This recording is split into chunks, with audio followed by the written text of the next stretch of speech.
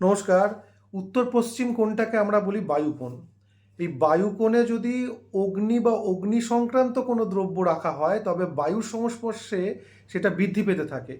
আসলে অগ্নি বা দাহ্য বস্তু এগুলো অগ্নিকোণেই স্থাপন করা উচিত, কিন্তু বায়ুকোণে এদের যে দাহ্যতা বা বায়ুর সংস্পর্শে যে বৃদ্ধির অবস্থান, তার দ্বারা কিন্তু সাংসারিক সম্পর্কের মধ্যে প্রতিনিয়ত অশান্তি ঝামেলা আপনাদের ভোগ করতে হবে এবং অতি প্রিয় মানুষের সঙ্গেও অ্যাডজাস্টমেন্ট হবে না।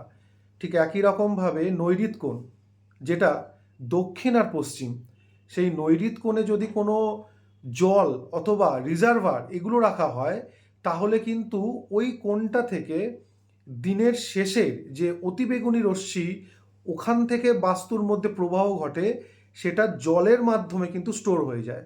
এর ফলে বাড়ির সদস্যদের কোনো না কোনো ব্যাধিতে চিররুগ্ন অবস্থা থাকবে এবং দেখা যাবে যে কেউ ভালো হচ্ছে তো কেউ খারাপ হচ্ছে। এইভাবে কিন্তু স্বাস্থ্যের অবনতি সেটা নিয়মিত কারোর না কারোর কিন্তু লেগেই থাকবে। অতএব নৈঋত কোণ মানে দক্ষিণ আর পশ্চিমে জলের ব্যবস্থা থাকলে সরাতে হবে, আর বায়ুকোণ অর্থাৎ উত্তর আর পশ্চিমে যদি আপনাদের অগ্নি সংক্রান্ত কোনো ব্যবস্থা থাকে সেটাকে অবশ্যই সরানো কর্তব্য।